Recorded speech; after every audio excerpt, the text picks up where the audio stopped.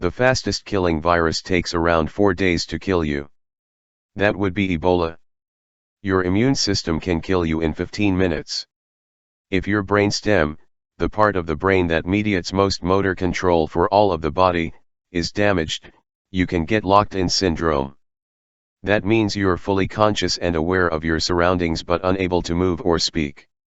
The only muscles that remain unaffected in most people are the muscles that move the eyes and the eyelids. You're essentially trapped within your own body with your only way of communication being blinking or moving your eyes. It can be caused by toxins, blockage of the basilar artery, which is the main artery of the brainstem, or other brainstem damage. Some people suffer from exploding head syndrome, which causes them to hear a loud bang when they wake up. If you have a surgery where they need to move your organs around, they might not function for a day as the body assumes that they are dead. Period cramps are essentially your womb suffocating itself. To get the uterine lining out of your womb during your period, your uterus has to contract.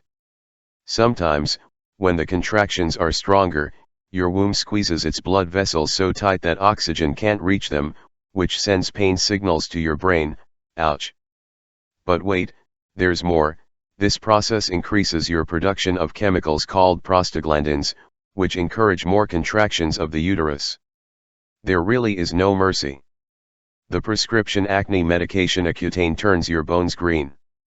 I learned this working in a bone and tissue donor center where sometimes you'd get kids, or adults, who'd been on the stuff and their bones were either bright green or a darker forest green depending on how long ago / how many treatments they had. We wouldn't reject the donor or anything, the bones are still fine, they're just green. I have a lot of weird stories from this place. There are a vast number of ways that your body can malfunction and kill you with little or no warning. An aneurysm can go undetected until it bursts and kills you. Getting hit in the chest just the right way can stop your heart. You can encounter an allergen that never previously provoked an immune response that freaks out your body so badly that you die. You literally just never know if your body will just die. They can come at any age too. My, then, 11-month-old son suffered a ruptured brain aneurysm 18 months ago. No symptoms leading up to it, and the surgeons told us there was no way to see it coming. The exact words were unbelievably shitty luck. Without a very fortunate, specific chain of events, we'd have lost him. After 15 hours of brain surgery, 3 weeks in a coma/PICU, bronchitis with reventilation and finally COVID, we were home 6 weeks later. He started walking in March of this year, and now following his latest assessment, he's not even behind developmentally. The human body is incredible. Stomach acid is very powerful. It would burn right through us if we didn't secrete mucus every few hours. Which is also why we salivate excessively shortly before vomiting. It's our body's self-defense mechanism to reduce the acid damaging the esophagus. An estimated 60% of cancers arise from non-modifiable risk factors. In other words, they are not due to any lifestyle choices and they are not preventable. Edit, source if anyone is interested. This study is just one data point that fits with the broader epidemiological data that also suggests 40% of cancer is preventable.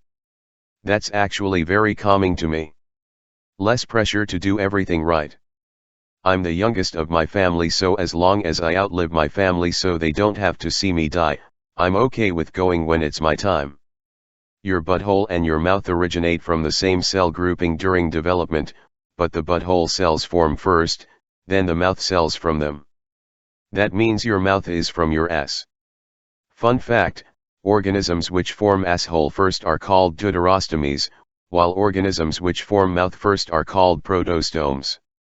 Source, for some reason, I needed to know this for the MCAT.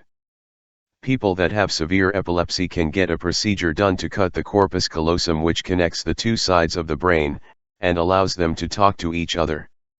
Once this happens, your image identification side can't talk to your words side, and causes issues if you aren't able to look at an item with both eyes. Otherwise patients act mostly the same. So if you were asked to cover UI, that sends info to your language center, and then shown a ball to look at for your object identifying center, you wouldn't be able to tell what it is out loud. Your brain would still be recognizing it, but wouldn't be able to provide the word for it. As well as some other interesting stuff as talked about here.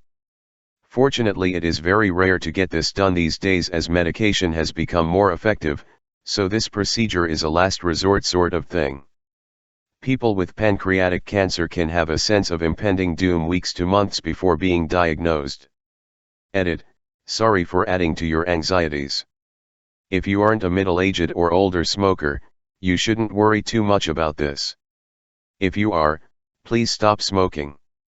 There are drugs and behavioral therapies that can help you quit. I love you. Edit 2, as others have pointed out, there are other diseases that have this symptom too. You can freak out about this fact or just take the moral of the story.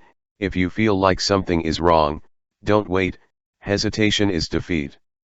Set up an appointment with your doctor, ask them what it could be and how they're going to determine what it is. Ask questions and take care of yourself. People who are suffering from internal bleeding from like a crash or some other traumatic event also have an impending sense of doom. Some EMTs are trained to take people seriously when they say I'm going to die even if they outwardly look fine.